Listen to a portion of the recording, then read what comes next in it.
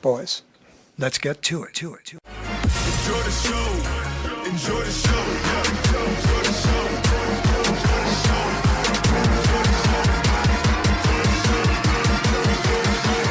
show. Lights, camera, action. What's up, everybody? We are the Three Amigos and a Podcast. Season 2, episode 36. Nice. Yeah, buddy. Yep. How you guys doing? Recording on a Wednesday today. Yeah. Yeah, you requested Wednesday. What was that? Was there a reason, or just? Well, no. Yes and no. Okay. Shaylee and I had tomorrow off, so she wanted to do something tomorrow. Gotcha. So, Okay. Hey, that's good enough reason. Yeah, that's the only reason you need. Yeah. I'm cool with it. All worked in. Our very schedules. off. Not very often that we get days off together. So I was like, yeah, let's do something. do that. Very nice. Yeah. But yeah, how was the weekend? It was Valentine's Day, Ryan, your first anniversary. Yeah. We'll get to you. We'll get to you last since your anniversary. For sure. It's a bigger deal. But Brando? Yeah, I went to took Dama to Fleming's, which is a steakhouse in downtown. They also have one in La Jolla, which is actually the one I tried to get reserved, but a reservation for. But I accidentally. Which one did you go to? The one in downtown. Okay. It's right by the ballpark. Yeah. Okay. I accidentally made the reservation because I try to avoid downtown if at all possible. Yeah. Because parking's just usually a nightmare.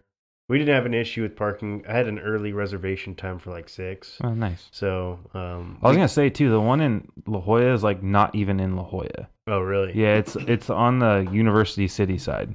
There's a bunch of places you work over there now, so you see it. Yeah. There's a shit ton of places down that advertise La Jolla. I'm like, where do you think your city limit ends, man? It's not there. Well, they want that nice prestigious. Just the thought title. of La Jolla, La Jolla's money. Yeah. You know? Just tying into that, there's on I think it's not Regents, it's Genesee, and it's the apartments right before UC High School. They're called East La Jolla Apartments. Yeah. I'm like, get the fuck out of here.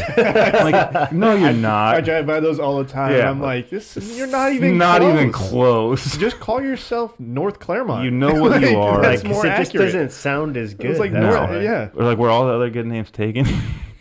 They're like, we could charge more because of this. Basically. They're totally playing off the name. But yeah, we had a buddy that worked at the one in La Jolla, and I always remember that. I'm like, yeah, not really. Yeah. But yeah, then you went up to the XFL, went up Carson to see the LA Wildcats. Yes, went with Enrique, my brother, as well as James couple other and friends, Alfredo and a few other people. A lot of them that are in our fantasy football league. The boys. And had a good time. Went out there. Alfredo made 5 pounds of ceviche, and it was pretty freaking delicious. Nice, Oh, man. and Alfredo made it? I always Yeah. thought that was like an Enrique staple because he No. used to bring it to the Charger games. Oh, no, I think Alfredo usually brings Oh, that was it. Alfredo too? Yeah. Oh, wow. So Alfredo did a great job with the ceviche. James drove us up there. We had a good old time. Had lots of drinks, very old time. The game was really boring to start off. The first half, it was just they exchanged field goals, and I think that was it. Yeah. But they heated up down the stretch. Wildcats lost, which was the home team, but Enrique and James had money on Dallas, which was the road team. And we were all obviously didn't have any real stake in the game. It's not like Wildcats are really our team. Literally, it's like a blind coin flip right now with the XFL. I would not put money down on it, but I'm glad they won. Yeah. So they ended up winning their bet in the long run. It was a 4-point spread in favor of Dallas. Yeah. And they ended up winning by 7 or 7, yeah. Yeah. So I was watching it down to the wire, and there was more scoring in the last 5 minutes of the game than the whole there was a entire 3-point game. play in the game too. Yeah, it was the first one. Yeah, and then what? a 3-point play. Yeah, which Yeah, I also like thought a was weird too. So that their point. point afters, they don't kick them. They have to. It was literally like It's like you go from the 1.5 line. That's like 1 point, and then 3 yards is 2, and then from 7 is 3 or something like that. No, it was 10. Or 10. It was 10, yeah. And then when they pulled off that 3-point play, there was like a offsides or something, and so it ended up being on the 5-yard line. Oh, So it doesn't really count. Yeah. No, when I saw it, I was like, damn. Loophole. I was like, I'd be doing the 3-point play every time. Well, anyway, so they ended up winning. It was there's some actual like former NFL players in there. Josh Johnson was the Wildcats, and Landry Jones was the Dallas Renegades quarterback. There's probably guys you remember: Lance Dunbar, former running back of the Cowboys, and Cameron Artis Payne was on one of those teams. I can't remember, but. Yeah. But like, yeah, there's some of these Former guys. Auburn guy, man. So these guys flaming out, and then, it was still, it was sounds like a a good fun time. time. It was mostly about like hanging out with the boys and It's like having a good time. And experience. now I understand why the Chargers have a difficult time filling out Carson's stadium because there's literally nothing to do in that area, and There's a bunch of like heat going on too with they got more fans at these games than the Chargers do. I'm like, shut up. Yeah. they didn't. So this is what Enrique said. They weren't selling the like upper section bleacher tickets. So they wanted to fill out everything in like the lower bowl. Mm-hmm. And I'm like, and it was really hot that day, and we were in direct sunlight the entire time. We like probably watched 1 quarter in the sun, and then we're like, yo, let's go up to the shade. Like, screw this. Yeah. And Like even the nosebleeds were close enough. yeah, and well, to be honest, the nosebleeds I thought were a better view because You're a little bit higher. Well, we were just a little bit higher, and then we were midfield, and this stadium has like a 20,000 person capacity or something like that. So it's like every seat is good in the stadium. Yeah. I guess it just depends on, does it really matter that much if you're a few rows closer? But yeah, I had a good time. Very nice. Yeah, drink, and yeah, it was good hanging out with the boys. Very nice, yeah. My Valentine's pretty good too. Sarah and I went to the lot in Liberty Station, which was a nice little area. I never went there before. She didn't either. I've never been either. They had a little like dinner movie type thing, Yeah. which was nice. We saw 1917. I've been wanting to watch Highly it. recommend. The way it's shot is really, really cool. It's like one continuous shot. There's literally, it's like There's no cuts. Like no cutscenes, no jumps, Yeah. anything like that. It's really hard to spot where like the cuts are, like unless you're really paying attention for it. But Huh. it was really good. Did they win any Oscars? I can't remember. No, they were favorite to win Best Picture, but they got beat out by Parasite. Parasite. Yeah. But one weird thing about the dinner was, all right, so like you go to a place with a prefix menu, Mhm. you think that they will give you like, obviously you do like they have a salad, and then for entree it's like a steak, chicken, or vegetarian, right? Mhm. No, they were spinach salad, filet, cheesecake. That's the only thing, unless you want to That was order with off a menu. lot. Yeah. It was Oh. a preset menu, right? Yeah, but the Yeah. preset But was only but one still, it's item. like- You're like, well, what if I'm Vegetarian or pescatarian or vegan, something? You know what I mean? Nope, you gotta order off the menu. And then that didn't include like they give you like 4 drink tickets and 2 movie tickets. So that was cool. It was still a good deal and everything, right? Yeah. And then on Saturday we went to Balboa Park. This lady at work told me about these like there's 7 like grass areas that you can bring your own alcohol to and just hang out. So we That's were cool. in the grass area right next to the botanical garden. Mhm.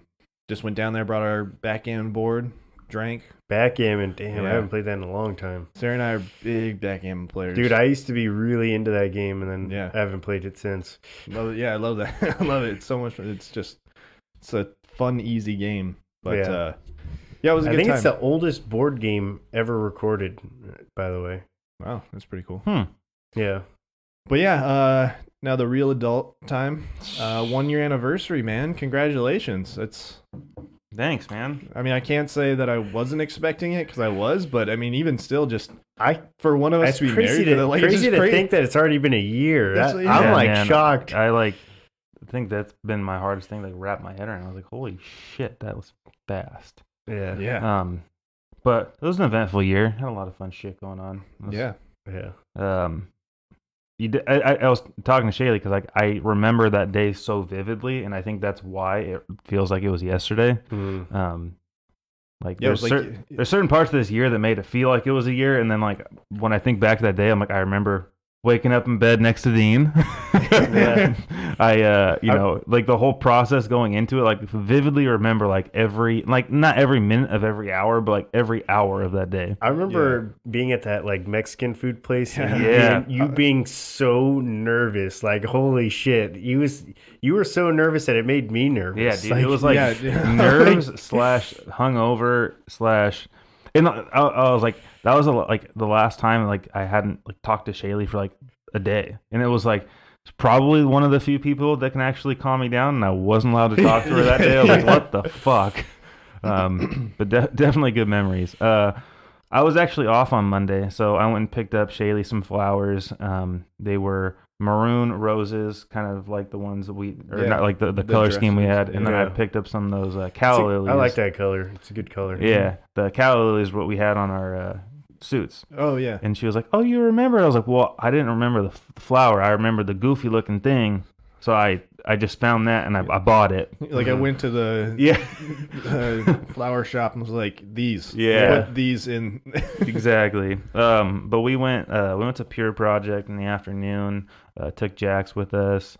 And That's your spot, man. Yeah, dude, love Pure Project. It's a really cool place. Yeah, we went to the one in Miramar. I still need to go. Yeah, we'll have to set that up, man. It's definitely my favorite spot. And then I was gonna bring beers over too from that place. I bought a 4-pack.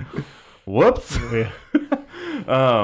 But then we're originally gonna go to the hell was it called in Middle Italy? I was telling you about Bencoto. Bencoto, but we decided to go to Island Prime instead. Shaylee wanted to commemorate our 1-year anniversary a little fancier. A little bit of a view. I bet you it was probably a slow night too. It was Monday.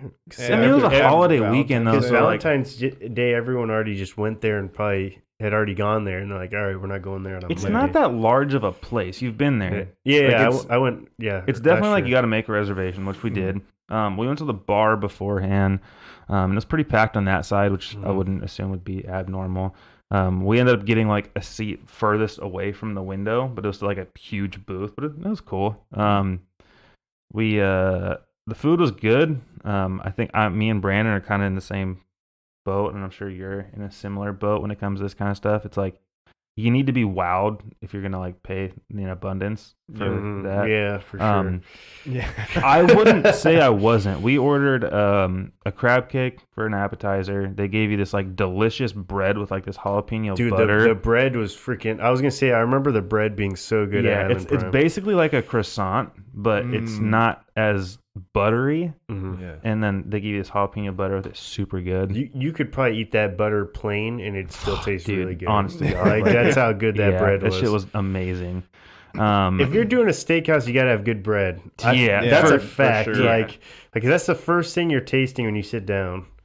Yeah, and like it's all about the additive stuff. So we ordered a twice baked potato. Kind of thought Very about your nice. mom with that one because Yeah. she made those for me all the time growing up. But it had lobster in it. Ooh. Yeah, this thing came out, man. It was probably the size of your projector. Like Damn. it was huge. That's freaking huge. Yeah, like we both were like we ate like a quarter of it there, and we're like, How do they get one that how big? did they get a potato? I was like, that- how many potatoes are in here? Because this is not one. Like, there's not a chance. It's Yeah. Was it in like a giant dish? And Yeah, it kind of like made a- like a. It was like a. I don't know. Yeah, well, like with twice baked potatoes, that's when they scoop out mash. all the potato and then Uh-huh. they add in their ingredients. So they'll do like cheese, sometimes bacon. They did lobster in this one, Yeah. like the sour cream, and they'll stuff it all in there and they'll rebake it. So it's kind of like a Yeah. mashed potato Yeah, at that yeah. point. Yeah. So you can tell there's more stuff in there, but it was huge, it was Yeah. massive. But yeah, food was good. It was fun. We had a good time. I think the best part of it was the couple that was drunk next to us. They originally were sitting at the bar next to us, and the guy kind of like kept bumping into me, and I was like, "What the fuck, man? That guy's being an asshole!" Like, Yeah. and then they were sitting right next to us at dinner, and the guy stood up and he walked around the entirety of the where all the tables are, walked through the kitchen, and then they had to escort him to the bathroom. He came out of the bathroom and he did the same loop around looking for his table. I was like, "You're right here, man. Like you could Yeah. see your table from the bathroom." And then they had to escort him to his table, and then he his wife, girlfriend, whoever it was, like she had brought her glass of wine over from the bar, Yeah. but he kept pouring the glass of wine that was new to the table. And then the like wine, like they're both full glasses sitting right there next to her. And then he takes the bottle and he pours it into his, and there's like 6 drops, and he's kind of just like sitting there, Just hoping for Damn. more. watching it. And I was like, oh my god, Dude, you know that guy's bill was so high too.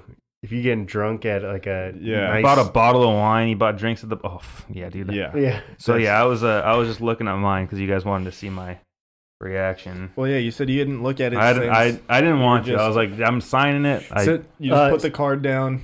This is one of the things You I was go telling with- Dean. I think Island Prime's on there too. With Costco, you can buy the gift cards. Yeah, you saw that? Did you Yeah, partake in that? no. Oh, damn. You wish you did. I don't have a Costco card now, so it would cost me an extra $60. So I was like, Yeah. Yeah, it's a tough one. Yeah. fuck. What was it? Oh god. Damn. It was bad. So, considering I bought flowers and beer that day, Uh-oh, what's that face? That's not a good face. and one's still pending. That's gonna fall off shortly, I would imagine. You hope. Yeah, that's a lot. It was a good time. Yeah. Well, Hey, as long as you're having a honestly, good time, and, like, man. that was the Can't thing. put Like, a price on happiness, we- you know? You we- gotta work hard. absolutely, we had a good time, man. Like You we only had get the first ones, you know? exactly. Hopefully, the next several come a little bit slower. Dude, that went way quick. That one's I super didn't even quick. think I That's had crazy. the chance to say congratulations, but congratulations. Thank you man. guys. I really appreciate Yeah, it. man. It's I think a lot of it too is like my sister. She turned 30.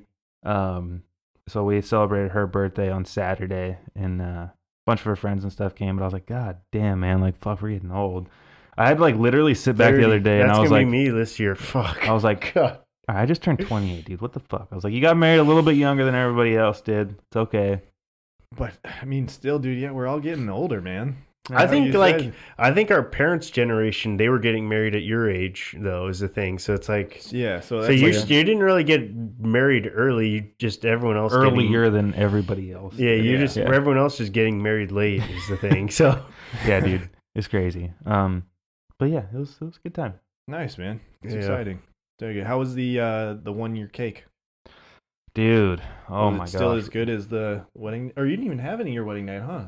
Barely. Some yeah. scoundrels took ours from our fucking table. Wasn't me. was that you? Yeah, it was me. No, It was really good cake. That was honestly, good and they cake. weren't. So this is one of the things that pissed us off at our wedding, and I don't know if I ever explained this to you guys. Our place that we got our wedding cake from, on your 1-year anniversary, they give you a brand new cake topper. Oh, Like, that's cool. free of charge, or it's included with Nice. your Yeah. price for your original So like cake. remember to give it to you a year from now. Or Yeah. a year from then. Or a lot of people will freeze their wedding topper, and yeah, like that's we had a typically what yeah. they do is you freeze it and then defrost it and eat it. And we had a large wedding topper. Mm-hmm. So like, and that was the peanut butter and chocolate one. Yeah. Our coordinator saved it, even though we told her not to. So like, we ended up having more, and luckily we went on our honeymoon like right afterwards. Like my parents and Shaylee's parents were there, so they indulged Yeah. in some of it. But I was like, man, fucking eat all this cake. And like, we got a cake. The damn thing was literally the size of a regular birthday cake. I was like, so we still have a shit ton of cake at home. Hey, that's a Nice, good man. problem to have. Yeah, Yeah. it's not definitely not bad, but it's still delicious. And we got the peanut butter and chocolate one again too. So that shit was bomb. Very Yeah. nice. I remember that being good. That one was Mhm. good.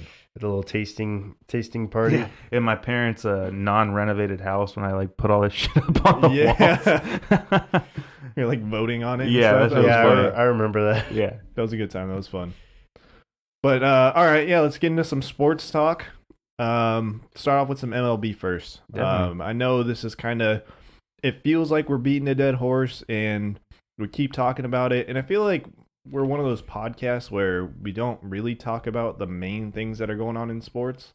Like we kind of pick the topics we want to talk about. And more we or less. try to steer away from the political crap that goes on in sports on a day-to-day basis. You know, Exactly. we try to keep it fun. We try to keep it fresh and talk about the things that matter. and things we care about. But this is just something that's affecting everybody. The sport, Yeah, The man. sport as a general, whole, like yeah. like this is such a bad look for the MLB and the commissioner specifically right Dude, now. Exactly. I mean, it's crazy. So we're talking about the Astros scandal.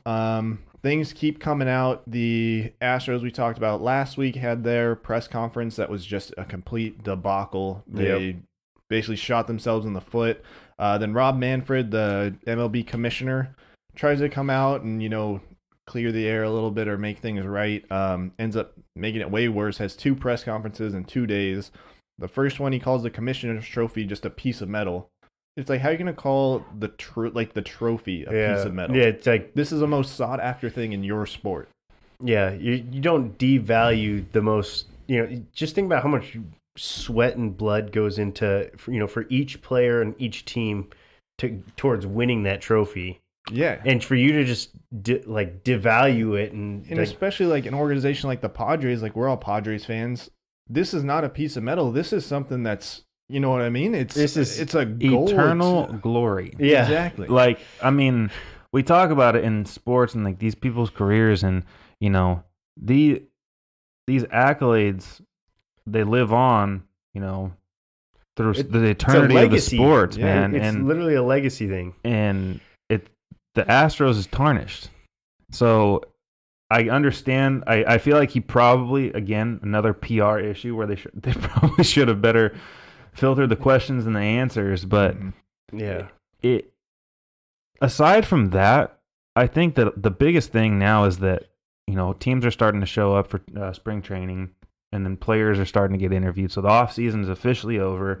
Players are back in business. They're readily available to the media because they're contracted to be. So and the media, hasn't been able to speak to these players. You heard players like Mike Trout go out and speak his piece with everything. even Well, that was the LeBron other thing. James. That was the thing that I thought was crazy was just like, you have people like Mike Trout, like Aaron Judge, hell, like, was it Nick Markakis even said Well, something? ambassadors of your sport. That's what I mean. Players that typically don't involve themselves in these kind of things, or like they try to steer clear of them. They're trying to say, we're just focused on the season. This isn't going to distract us. But I mean, Mike Trout is probably one of the quietest players in baseball. yeah. And for being like the face of the sport, even, to come out and say something like this, He is the face of the baseball without wanting to be. Yes, And he's so talented that he is by default. absolutely. And the only time anything ever comes out of his mouth is in a positive aspect when he's speaking of, players or, positive about his organization. You never hear anything negative come out of Mike Trout's He's mouth. not very outspoken, No. certainly. So to hear a player, like I said, who is an ambassador of your sport, to hear somebody like LeBron James, who is an ambassador of not just his sport, but sports as a whole, Yeah, come out and say that you're wrong yeah. directly to the commissioner. I mean, it's a big issue. And I understand Manfred's stamps on, the not collective bargaining, but the MLB Association or Players Association, and how nothing said that they couldn't, but you still have an issue. Yeah, and I think he kind of backed himself into this hole, and there's no way he can get out because, the only way that they have evidence of that there's actually cheating is because the players told them, and he gave players immunity to basically tell him. So it's like, well, you can't attack the players now because they have immunity. You did as much as you could legally to the organization, so I feel kind of can't do anything now. Yeah, I mean, to me, I think the most logical solution is strip him of the title, and I think that's literally how you could just ease tension across the board. Those players are already. I mean, I would hate to be an Astros fan, and I'd hate to be a player on that team right now. Yeah. Even if I didn't even partake in the cheating, that I'm just with a team that is universally hated across the league, even by their own fans right now. Yeah. And, players on the Astros aren't doing themselves any favor. Like Carlos Correa came out and he basically backed the owner words and saying that, yeah, we cheated, but it didn't impact the true outcome. It was like, we're still the best. It's like, no, you weren't. You were like cheating. They set a record. We'll never know. Yeah, we'll never know. Exactly. Like that's you the shouldn't thing. have Is like cheated. Now we're not going to give you the benefit of the But doubt. not only that, it's like, okay, we know that there was cheating. We know that you guys were cheating in using video technology, seeing what was coming, all that kind of stuff. They set the record for home runs and extra bases at home in the postseason. Like, you don't just, you know what I mean? It's like you set that record, and you're telling me that cheating didn't play a factor into it. And we could divulge into the fact that the Yankees owned them when the Yankees played at Yankee Stadium. yeah. You know. Yeah. And all of a sudden they didn't when it was played in Houston. I mean, beyond that, it's more than just, you know, players coming out and speaking and, you know, expressing their frustration. We're going to start a season here in the end of March, you know, beginning of April, and player safety is going to be a huge issue for everybody in, you know, as much, you know, do you want to say that you're going to do what you can to, you know, protect these players? These players don't care. Yeah. Because you took something from them.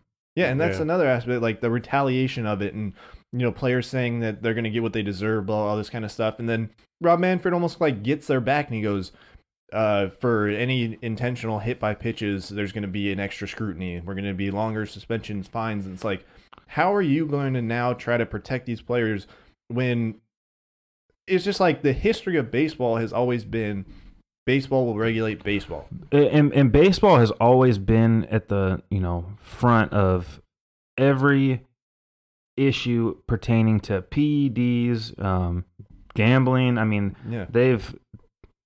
publicly scrutinized players that have been affiliated with any of that stuff to the point where they've not been allowed into the Hall of Fame. Mm-hmm. And, you know, part of the same Hall of Fame, you know, is, you know, the trophies that go there every single year. And I don't see how, you know, coming out and saying it's just a trophy and that, you know, oh, this team would have won regardless, it isn't a slap in the face to every other team in baseball.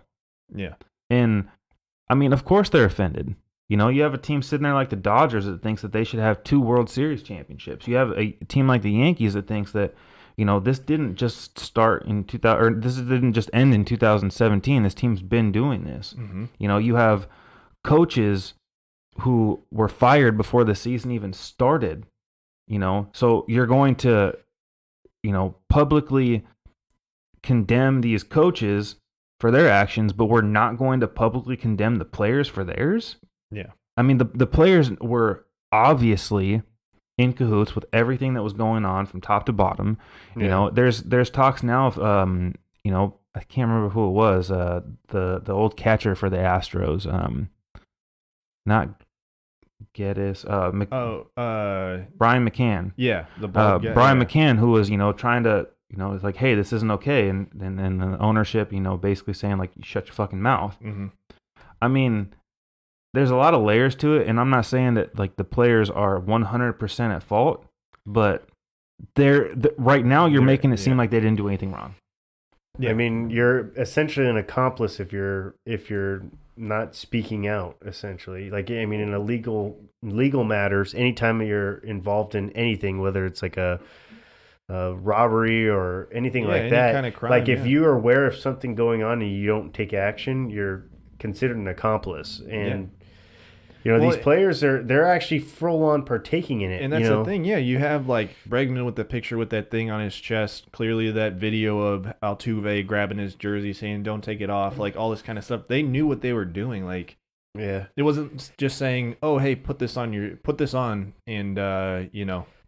I will If it say buzzes- this. I will say this. I think, you know, Manfred. This is like really he's really showing that he's kind of a novice as a commissioner. This is his first real big issue that he's had to tackle since he's stepped in, and he already did backtrack and say, hey, you know, it's the greatest, you know, thing that I do is, you know, passing off that trophy to the players and stuff like that. But I mean, he just needs to do the right thing and just strip him of that title. That's what I think. And honestly, that's the easiest and most simple way to, you know, kind of ease the tension across the league.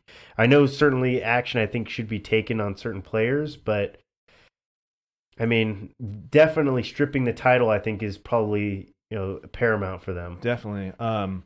So on the point of like, you know, retaliation, all this kind of stuff, what are you guys' thoughts on, you know, letting baseball be baseball, letting players kind of not really, more or less taking out their aggression, or just setting the tone and setting things right with like the Astro players. I don't even know if like going out there and drilling people It doesn't do anything. No, and like I don't know, I feel like this is like 3 weeks in a row I brought him up, but like even Stephen A. Smith was talking about it, and that dude never talks about baseball on First Take, and he was basically saying like, public displays of, disaffection, every time you step on the, you don't shake hands with these players, before the game starts, maybe you just turn your back to them, like for a few seconds, like, but there needs to be an acknowledgement from all of the players, going forward. If it's not a bad solution. No, and it might raise some eyebrows from everybody else. Be like, all right, like we've ticked off everybody. This is not going to end, and until a better punishment comes down. And at this point, you can't suspend the players. Yeah, it's already been established. You can't, because you gave them all immunity. And going forward, like this is supposed to just stop. I don't see how that's going to happen. But yeah, like Brandon's saying, like at this point, you have basically no other solution but to rip them of their title. Yeah, I agree. Even Joe Girardi finally came out and he spoke about it too, and he was saying the same thing. There's no punishment, like it's not going to stop. And this is a guy who was fired by the Yankees after 2017 because the Astros he lost them in the playoffs. Yeah, again, yeah. It's, I don't know. Yeah, there's like a ripple effect, so many layers and all this kind of stuff. Personally, I mean, I don't know. I'm okay. I think I'm okay with the players going out there, and like you said, showing disrespect. And I think throwing at them isn't the worst thing. I'm not saying hurt them intentionally, throw it at their head or whatever. But I don't know. I have no problem with you plugging a guy because he showed you up, like or a glute shot or something like that, or just to let him know, like, hey, man. I'm not saying it's not going to happen, and I wouldn't do it. Yeah, but I'm saying I don't think that's going to like really raise any eyebrows. It's just like, all right, everybody's still kind of ticked off, like, I think it's just another way to get under their skin and just let them know, like, we're here, kind of thing. But my favorite meme is that meme. It's like I think it's one of the SpongeBob memes, and it's a picture of actually no, it's a monkey. It's a monkey that's like his face is turned one direction, he's looking the other direction, and he's like talking about when you're Altuve and the starting pitcher is throwing his warm-up pitches, but there's also somebody warming up in the bullpen because he's already knows he's going to get beamed when he goes up there and get kicked out. Yeah, I mean, I think the best solution, like you said, is remove their title. One, because, that takes it away from them. But also because then future generations, like if we have kids or whatever, and it comes up and it's like, oh, who won in 2017? How come there's no name in the World Series? It's like, well, the Astros cheated. That's why. Yeah. So we had to take it away. And like, and even like LeBron James was just saying the other day, like I said, another listen to the players, ambassador, listen to the players and how disgusted and irate they are.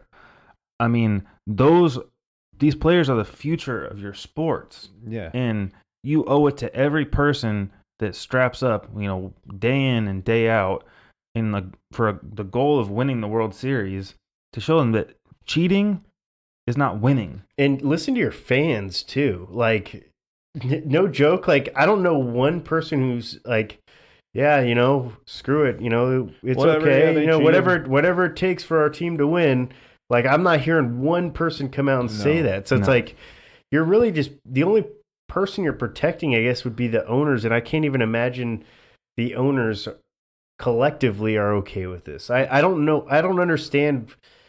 I don't understand his thought process, I guess. Like, because honestly, at this point, I'm like, dude, Padres, just do it, man. Yeah. It's not that bad. And like, just do it. Like, you win. Nike, just like, do it. You guys cheat. You get hit with the fine. You get hit with the $5 million fine or whatever. Fuck it, dude. We'll have a 1-year tax, and the people living here will pay you guys back. Dude, it's like, honestly, bring though, me a title. Like, and I can't stress enough that it's like it's not enough. It's not enough. It's not, man. Like we said that immediately after, and then more shit's come out. Like, since I then. can't for the life of me wrap my head around the fact that Carlos Beltran is no longer the manager for the Mets. Yeah. Not because he was a coach on that team, because he was a player. Yeah. Every other player walked out scot-free. But the one player who is now a coach loses his job? Yeah. And not even because... And he wasn't even like a vocal player on that team either. Well, and He it was wasn't just even like it wasn't even like the Mets were like, "Oh, you're tied to this. Sorry, we're gonna have to let you go." It was like, "Oh, you were named specifically in the report. Like you clearly are a part of this." Yeah. That's Dude, what. Yeah, it's ugly. It's well, I very don't even ugly. want to know, like, because the baseball's still doing their investigation into the Red Sox organization for the 2018 season because they think cheating might have happened there too. I don't even want to see what's going to come out of that because if Manfred tries to double or like either double down and give this lenient of a punishment, it's just like, okay, well, this is the standard now. Yeah, this is And the then- norm. It's already like a PR nightmare, and honestly, you're the commissioner. You get to make these decisions, and you can essentially, as obviously, as long as you're not violating any like agreements with the players union and with the owners, you can make certain executive decisions that very few people can make. And honestly, if he wants to strip the title, it's his responsibility as a commissioner to pull the plug on that. Yeah, but at the same, like, if they find the Red Sox cheated too, and then he tries to come out and reprimand them harder than the Astros, That's it's what just I'm. more That's or less what I'm like, saying. It's going to be a huge PR nightmare for him. So, like, I don't know. I feel like right now he's trying to like look strong and stick to his guns and sound like but sometimes you just got to swallow your pride and like, hey, you know what? I made a mistake. Yeah. I didn't punish them enough, and after having time to fully ingest everything that's going on, I feel like this punishment is appropriate. And I read a similar article on ESPN today. That was basically saying the same thing, that you're not going to be condemned for going back on your word with these players. I mean, you might piss off, 5% of your fan base and your But players. you're making the other 95% happy. Yes, and it's going to, basically keep your job solidified throughout, You become, basically the tenure of which you want to be employed. Instead of being a villain, you're the hero. Yeah. I hope, man. One can only, but gosh, man. And the worst part is like, I've thought that the Astros were a really good ball club. And it's like, I don't know. I don't know. Well, that's what I was saying is sad for us as Padre fans is because we kind of looked at the Astros as kind of that model that we were building our teams around, like draft and develop through But the at minor least league. we still and have then, real statistics to look at. No, for sure. And like with them, it's like, you don't know. They skyrocketed quick. They went from 50 wins to like 90 in 1 year or something like that.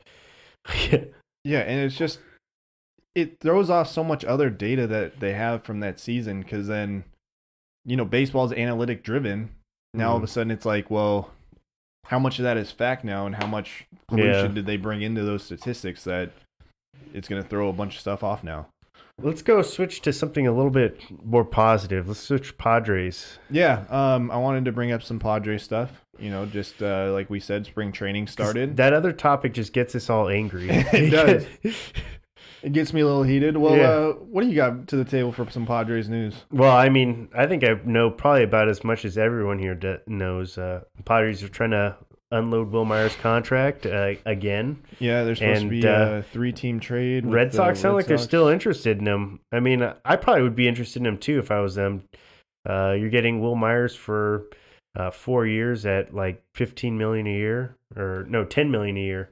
Mm-hmm. And so you only be paying half his contract. So, which I think he's definitely worth that much. But and I think a change of scenery might do him well. But they're also interested in that catching prospect. I've heard them tied to a number of 3-team trades. Mm-hmm. My biggest issue with the guys that they're targeting is none of them are true center fielders, and I feel like that's our biggest hole right now. Nick Senzel's a stud third baseman who I think they converted him to center field last year, and he kind of flopped a little bit. I think he had like a finger issue, and he was I think number 6 on MLB's top 100 prospects, not last year but the year before. And he's a stud, and then Francisco Lindor they've also been tied to. Yeah, I keep reading about that. That's the big name. But I the just big one I that just don't keeps coming up. understand that move. I guess you brought in Profar, you signed him to a contract, and then now all of a sudden you're trying to solidify another infielder. I think that it boils down to the depth with the Padres and the injury concerns and the things that obviously players like Manny Machado and Eric Hosmer are people that, have played an average of 150 plus games throughout the entirety of their careers. Yeah. Young careers to this point. We're not talking about aged veterans. We're talking about guys at literally the prime of their career. Mm-hmm. So I understand like Profar like being a valuable depth spot. Yeah. I do question like the offseason moves as far as like what it took you to acquire these players. Yeah. But I see the interest there. Because obviously you want Tatis at shortstop and you'd be willing to have Lindor play second. Yeah. If Lindor's willing to do so. Exactly. And how effective would he be defensively at second base too? That's another question. Absolutely. At this point, anything's an upgrade over what we've had the last few years. Oh, without a doubt. But Yeah. yeah, it's a little confusing, but I understand this move. It feels like the Chris Bryant thing is kind of a far-fetched idea as far as he costs way too much. The too. Cubs asking price. Lindor, it sounds like they're willing to move him for a lot less than what. Without a doubt. Yeah. Well, he got a pretty sizable arbitration deal too. So anytime they're getting paid more, $17.5 million. Oh, was that. it? Yeah. I thought he was in like the 20s. But you might be right. Yeah, I don't know. Like you said, Ryan, it's like both of you said like if Lindor's willing to play second, I think with like the move with Profar, it's more or less like they're looking for an upgrade, but I just don't feel the confidence is there in him in like his play. They keep Whose confidence? The Padres' confidence. Padres in aren't Profar. confident in Profar. Oh, yeah. being like, an everyday they second keep- baseman. Yeah, and it's like there's the constant thing of he had a lot of errors last season playing second And base. we still don't know what the load management's going to look like with Fernando Tatis Jr. this year. He didn't make through a full season. We saw how he's definitely a game-changing type player, but they might want to give him a couple extra days off here and there. I feel like that was like kind of like a freak play. He yoinked his back on that. Well, yeah, that pitch, and then they're like, "We're out of it. Let's shut him down." Yeah. That's kind of what that was. I thought, but even still, it's I still think he's still a young player wouldn't you needs a agree? future. Center field is our biggest area of need, though. oh, Yeah. for sure. Like I feel Definitely. like that more than anything is a position that they need to certainly target. And I guess Senzel's the guy, but I guess defense isn't valued Is as that who they're going after? Nick Senzel is like I think he's the main guy they're tied to because they've been trying to go after him for a while. That would be dope. Yeah, he would. See, like But he's a natural third baseman, so it's like I don't know. I'd have to see him out there. But Andy had a bad year last year, his rookie year. But I still think that dude could be obviously a stud. Yeah. Other like big spring training news, Mackenzie Gore had his second live session today.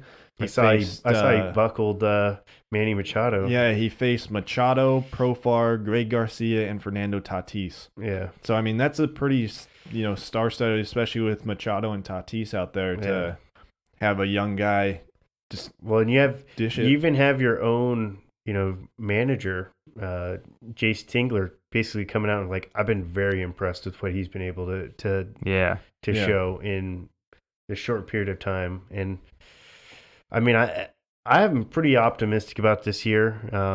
I think our rotation, there's a lot of question marks with our team. There is every single year. But I feel like this is like the best young, strong nucleus that we've had as long as I can remember in recent history. Mhm. And I look at our team, and obviously I think second base, center field are kind of like our two biggest question marks. And outside of that, I'm like, these guys are solid. Like they're studs. Like, Yeah. I pretty much I think Paddock is already ace quality pitcher. I think that dude's a stud. Obviously, we held back his innings pitched in his rookie season because he's coming off of Tommy John. I wouldn't be surprised if they let him loose a little bit more. And We have Larry Rothschild's the new pitching coach. It'll be interesting to see what kind of adjustments he can make to this young pitching staff. And Yeah. I think just getting new blood out there from a managerial standpoint is always beneficial if the team has been struggling under the previous tenure. It was definitely. ownership. Yeah, especially when it's like almost like a young up and coming team. Yeah. You know, it's kind of we're all learning together. We're all in this new up journey together kind of thing. Team's good, but it sounds like training camp's going well or spring training's going good. So Yeah, Starts next time we have our podcast, it'll have already started. So Very nice. first game's on Saturday. All right. Getting to some NFL talk. We got news that Drew Brees is coming back. I don't think he signed a deal with the Saints, but He's coming definitely back. it's definitely going to happen. Then you had Greg Olson signing a 1-year deal with the Seahawks. So the old guys are staying alive. So I didn't know when does free agency Not till start? March, man. So I still don't understand that. Yeah, I was trying How to think. he's- I was trying to figure that out too. I'm like, wait, is it because they shut him down early in the season last year, didn't they? I guess so. And then they cut ties with him. Yeah. So maybe because he went through waivers that they were able to sign him or something like that. But yeah. I don't know that whole process there. It'd be interesting to figure that out. Yeah, it was cool. And then today we got word of the collective bargaining agreement going on. The owners are supposed to meet tomorrow, but there's a proposal for a 17-week season and adding 2 teams to the playoffs, so a total of 14 teams. Other changes are only the top team in each conference is going to get a playoff bye. The players are also asking for one less preseason game and less regular season practices, which kind of seems like a weird trade-off, but I guess that's what they want. I'm definitely pro shortening preseason. I think preseason's a freaking joke. Yeah. You spend so much time with, like, you're having full-on games with players that aren't going to make the roster. And you already kind of have an idea of the talent that you have in with your practice squad and everything. I think it's a long time coming for cutting back the preseason games, and they charge an arm and a leg for those games too. Yeah, I mean, I think the preseason games are good for those guys that are like on the bubble, so they can prove themselves. And it is a lot different to get out there and live gameplay instead of at practice. You kind of see a little bit something different out of the players. So I think that's kind of shitty for those guys that are on the bubble that might have made the team in week 4 of the preseason. But at the same time, it's preseason drags on too long. Doesn't need to be that long. And then also the players are going to get paid.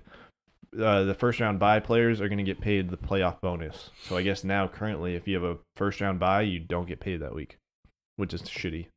Yeah, it is. I mean, right? Like, doesn't that not make sense? So it's like if your team's the best and you get a I mean, well, they're I not get where it comes from because, like, if you're you're not actually generating revenue for the team with ticket sales and stuff. So and like if you're the number 1 seed, you're projected to go further than the number 6 seed. So like it's supposed to add up correct.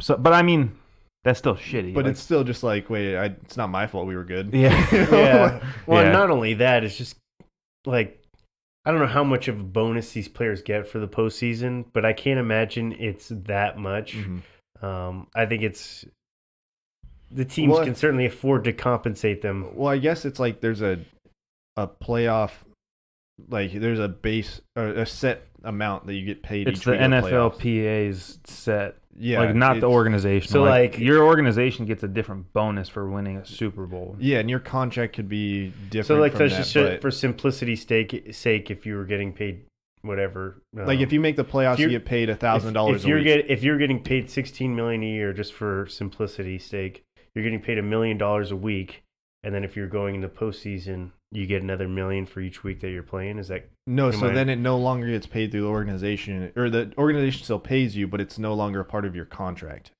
right? Like it's a base pay. Like we're in the playoffs, we all get $1,000, and that's they basically play the playoffs for free. Yeah, yeah. It's just, like not really. I mean, it just unless they have like some kind of bonus. It's contracted differently. Yeah. Obviously, they're all paid well for off, their time, but it's no longer into your contract. your contract's set for the season. Like you get bonuses with everything else, but those are bonuses. So I believe that that's how most players' contracts are built. I think so too. Yeah.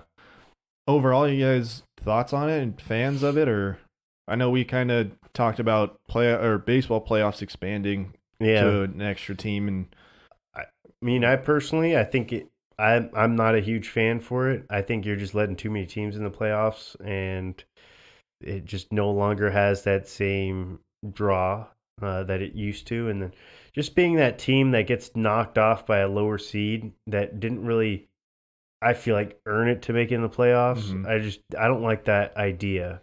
yeah, So I'm guessing it would be like a 7 seed be facing off with a 2 seed. exactly. And that just, to me, that 2 seed had put in so much work and did everything right, and then just 1 week could just disappear because that one. I think it certainly adds more drama to it, but I don't like how you just that's one of the things that's cool about baseball is that it's really exclusive and very difficult to make it into the postseason.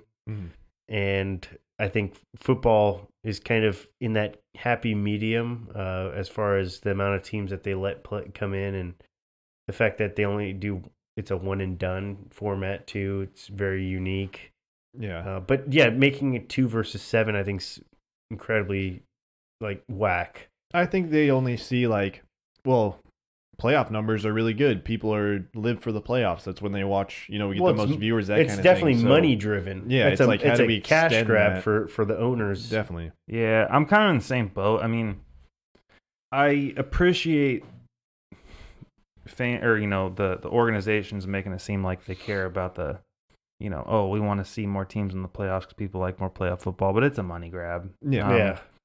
I think that with I've said it for a long time, the NFL's postseason has made the most sense to me as far as formatting, but the biggest thing that I think all the teams are trying to get away from is those number 7 seeds that have a better record than the number 4 seed. Yeah. So I get that aspect of it too. I mean, I wouldn't be opposed to doing like the seeding being reformatted to where whoever has the better record gets the higher seeding. Correct me if I'm wrong. Basketball isn't based off of division winners. It's you get an auto bid if you are a division winner, but it doesn't affect your seeding, right? No. So like you could, let's say for layman's terms, the Clippers, what is it? No, that wouldn't make much sense in this case. The Warriors, for instance, they win out in their division this year. They won. Yeah, Or they win their So division. are you trying to pick? You're trying to say like So you're saying 2 teams from the same division, can they square off in the first round? Is that No, what you're trying to say? that's not it. Hold on, give me 1 second. I'm trying to formulate the proper way to ask this question. I feel like you're trying to say like if they win their division but they have a worse record than somebody that win the wild card, are they going to No. that's an 8 Here we seed. go. So let's say the Clippers win their division, Yeah. but the who's another team out west? The Rockets have a better record than them, Yeah. but are like number 3 in their division. The Rockets would be a higher seed than them, correct? Yeah, best record. The Okay. only thing that the It just division guarantees you a playoff it spot. guarantees you a playoff spot, which is still whack, but that scenario never happened. So Yeah. It's one thing they don't have to worry about in basketball, Yeah. but that's because there's too many fucking teams in the playoffs. yeah, eight teams each. So Yeah, that's literally my only knock against basketball is that there's too many. Like, there's no buys, and I like there's not their the way that they have the round set up though, where it's a best of 7 series each way. I think that's good from a revenue standpoint for the players. It gives the fans what they want. It ensures that the best teams generally coming out of that series. If you're getting upset by an 8 seed and you're a 1, you deserve it. If you lost in a 7-game series, Yeah, exactly. I mean, I do like the 17-week season, but that's the other thing. I know this sounds kind of weird, but I think football is like the sweet spot. It's like a perfect season length. Like I know people are like, I want more football, like more football. that kind of Football thing, but goes it's by like- too fast, but it's a good thing. that's what I mean. Yeah, It's like too much is because I like this little period in between. I know it's like there's not much going on in sports, like and it's kind of boring, but it's also just kind of nice at the same. It's like a refresher, Like kind baseball Well, it and unplugs you basketball, for a second. Exactly. baseball and basketball, I feel like they never end. Same with hockey. They, it's like there's always. there's going. only like seriously like a 2-week gap between baseball and basketball. Yeah, like it's nothing. And like there's 162 games in 163 games in baseball, 62, yeah, 162, and there's Yeah. 82 in basketball. Like it's a shit ton of games. Like they never stop playing. Yeah, Like you're basically basketball, you're waiting for the playoffs because that's a whole nother fucking season. Mhm. yeah. Baseball, kind of the same thing. Like you're waiting, and if your team is 20 games under 500 at the All-Star break, you're like, all right, well, we'll pick this up again next year. Guess we're done. Yeah. So, God, We've been there. you I mean know, us but, every like, you know- season? like it's just kind of how it rolls. Like, baseball feels like it drags on like for eternity, where football is like, oh my gosh, I can't believe it's already February. Like, I think another aspect of it too is that football falls in with Halloween, Thanksgiving, Christmas. It's the And then holidays, for yeah. me, it always ends around my birthday. So it's like, I feel like those 4 months go by faster than the entirety of the rest of the year. That's very true. Yeah. That it's like football goes by quick, and there's college football on too all the time. Mhm. So it's not like we're needing it, but by the time it's over, you're like, all right. Well, it's because it's such a football overload. College and NFL going on at the Yeah. same time, Saturday, Sunday, all And the then, way into and then you got New you got Year's, Thursday and Monday night. It's literally like a treadmill because Yeah.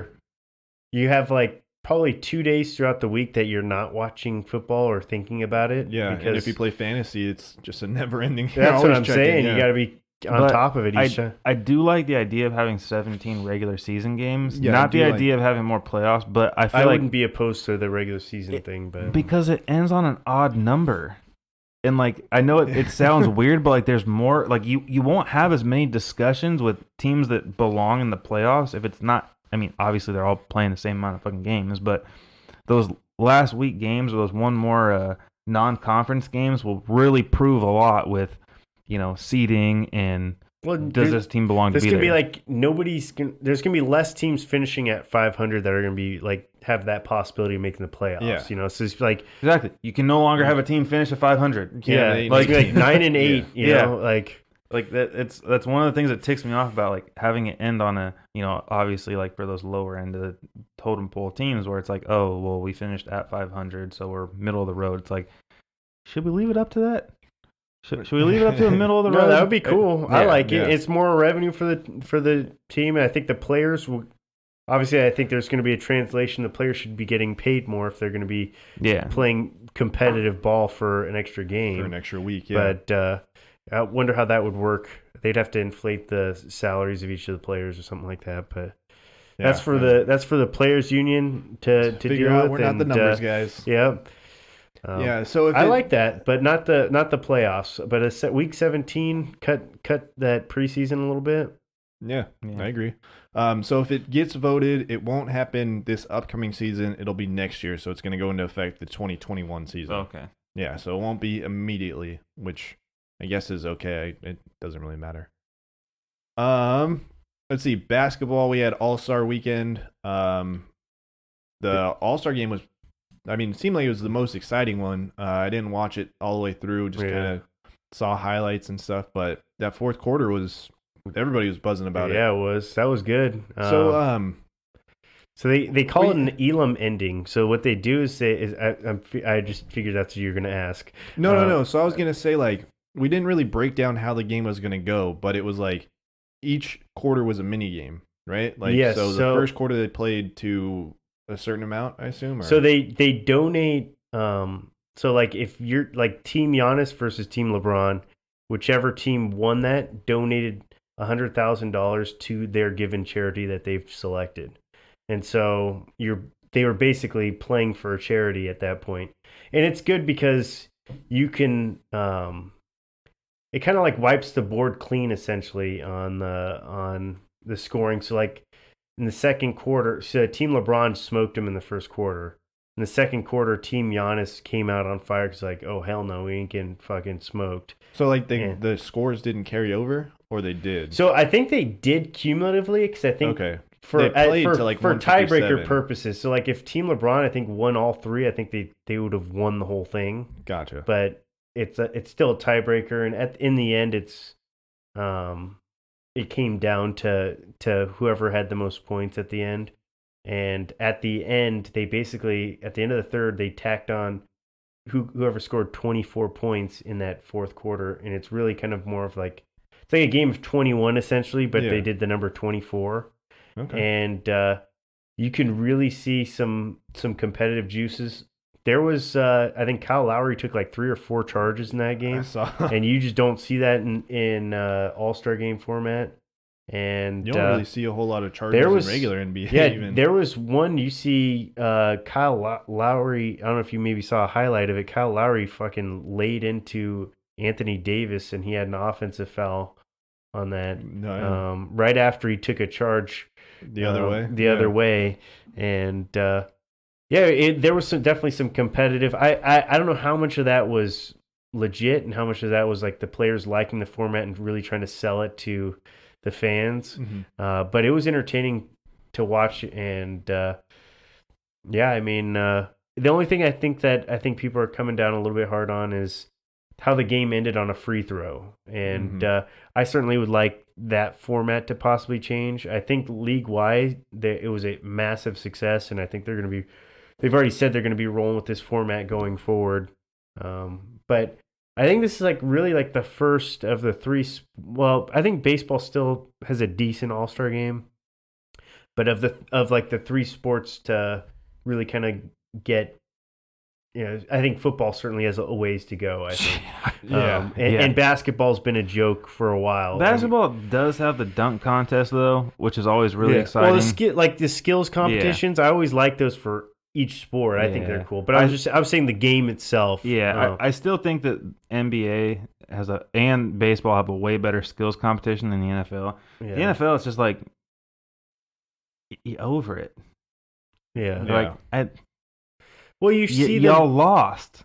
Yeah. Like it's over. Yeah. Like you're not that skillful, or else you'd be playing in the next game. Yeah. We don't get to see Patrick Mahomes out here. We're seeing everybody else that, and fucking players that don't show up because they're hurt or, don't want to be there. I'd be interested to know if they would ever even consider the idea of moving the Pro Bowl up to essentially where after week 17 or whatever. So like after the final week of the season and before the playoffs, so that I way doubt it, because they don't want to fucking deal with injuries and shit going on. That's kind of what I was thinking, but it's different. Like it's not like it's taxing on the players in different like areas. Yeah, you rarely see injuries, but I understand your point. Yeah. Whereas if there's a possibility of getting hurt, and if you're taking away somebody's focus from, but no, I think I was happy for Buddy Hield and the Sacramento Kings fans out there, because whenever I look at the Kings, I just think of the Padres. They're literally the Padres of basketball, and seeing Buddy Hield win the 3-point contest was pretty cool. Derek Jones, D Jones, your boy. Yes, he did. Yeah, he won that shit. So much hate though. I felt bad for him because I thought he had some fucking. I think this is the biggest beef, because I think Aaron Gordon had the best dunk of the night, but I still think Derek Jones put together a better. I don't know, man. His last dunk was pretty sick. I like that one that Aaron Gordon had where he like tossed it off the side of the backboard, caught it, and did like a 360 windmill dunk. I thought Dwight Howard's was very underrated when he to paused in midair. I was like, that one was sick. I was like, come on, guys. Like, reverse 360? Like, It's because sick. they don't like the 7-footers out there. Yeah. It's just they're never gonna do well. But no, I felt bad because it was definitely overshadowed by Aaron Gordon losing again. Both players are well deserving. Yeah. And everyone's like, "Oh, well, Dwayne Wade just voted because he's a Heat guy," and I was like, "Shut up!" Like, Well, I mean, just the fact that Aaron Gordon jumped over Taco Fall, like a 7-foot whatever. but to guy, me, it was like that that's just- didn't look like. He still like kind of hit him a little bit. Yeah, on like the- that. I'm That was just the only saying, thing. like- It was like it didn't look as clean. Like he's obviously. But still to jump that Yes, high, absolutely. like that's No, for sure. No. that's Yeah. fucking crazy. I was like, maybe you should have done somebody a little bit shorter so it didn't look like you were. Well, it's because I think Shaq put him up to it, didn't he? yeah. Like yeah, I don't know. Shaq was like kind of like baiting him into doing it, and yeah, it's a bummer for Aaron Gordon. He says he's done with the dunk contest, Which sucks because I mean he's a great dunker, you know. yeah. Well, and this is the thing that I kind of had a little bit of beef for this is they apparently had it. The judges had it like predetermined that they were going to like let it end in a draw between D Jones and Aaron Gordon. That would have been lame. And I think somebody voted a different way than they had originally agreed, and it changed the skewing on like the votes in the end. But either way, I mean, and the Heat players, because Bam won the skills competition. Yes, he The did. Heat players almost That like, was so funny. If Duncan Robinson won the 3-point contest, they would have taken all three. Yeah. It was so funny because Dwayne Wade was kind of like ragging on him during because he was like showboating a little bit. Like he got up to the 3-point line and he was like, "Oh, see, now you're gonna have to go up against a guy who's a shooter and you're not a shooter," and he knocked in his first 3-point. Yeah, I was like, "All right." He's Yeah. like, "Oh, never mind, Yeah. never mind." I mean it was good. It was Yeah. entertaining though overall. Yeah. Basketball does a good job with entertainment Yeah, factor. for that. sure. And they did some tributes to Kobe and everything. I think yeah, of course. Yeah. people appreciated that. It was a necessity. I like the award being named after Kobe Bryant. Yeah, I like that too. Yeah, That's my cool. boy Kawhi taking home Yeah. that MVP. That was Yeah. awesome. I thought it was hilarious that in the celebrity game, Stephen A. got a technical. Yeah, that's so funny. He apparently he said next year he wants to actually be in the Did celebrity. you game. see his highlight? That dude's Yeah. got a fucking wet jumper. He was Yeah. hitting them Yeah. from everywhere. He It was- he could ball. I mean, he's getting up there, but he Yeah. could ball. It was just interesting to see because when he's just walking in around, you know, he kind of looks a little gumpy. But as soon as the ball was in his hand, he was smooth. It was like Yeah. a completely different person took He over. missed Like, that wait. layup. Though. Yeah. It would have all been good if he would have made the layup. Yeah, Yeah, that like, dude, layup don't would- show the layup, man. That layup would have been sick. it Sick would though. it would Like, have been sick if he pulled it off. even Yeah. still, yeah.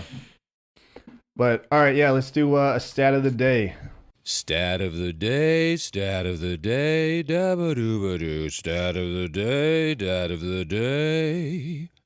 Here comes that what? Stat of the day. Bop. I got you. You got it right. Yeah. All right, let's do it. So with baseball coming up, I'm gonna give a nod to Yankee player Mariano Rivera. Nice. I know you probably saw this one. Of course I did. Of course I did. So more men have walked on the moon, 12, than have scored an earned run against Mariano Rivera in the postseason, 11. Damn. That's right. Dude's a. Well, that's why. That's why he he's a first ballot Hall of Famer. dude. Like that's insane. I think in the postseason he has like a sub-1 ERA. Yeah, Dude, it's lights out. dude, we Yeah. know That's incredible. as though, to a think as a about. Padre fan, we know firsthand, man. What are you talking about? But like just to think about like more people have walked on the moon. Like Yeah. that's unbelievable. You don't think I don't yeah. well, if I had to guess. I think the thing that's the most insane about it is the fact that the Yankees go to the postseason every freaking year, and Rivera was their closer for all those years. So Yeah, didn't it say how many innings he had pitched in the postseason too? It was like 150 or something like that. I don't remember. It was crazy. I mean, Yeah. the dude. What's nuts about it is like Mariano Rivera started in '95. Like we were 3 years old or Yeah. 5, Right, 3, yeah. but like, 27. No, I'm just kidding. but like, and we're still talking about him. yeah, Yeah. Like Well, I that's mean- insane. He do you remember when his brother Game played changer. for the Padres? No, No, you don't remember Ruben Rivera? that was his brother. Yeah, uh-uh. yeah. I had no idea that was his brother. Yeah, Yeah, that's his hot shot brother. He was like a top prospect, and he freaking flamed out with us. Well, all right, everybody. We are the Three Amigos and a podcast. Find us under 3A anywhere you listen to podcasts, and we will be back next week. Later. See ya.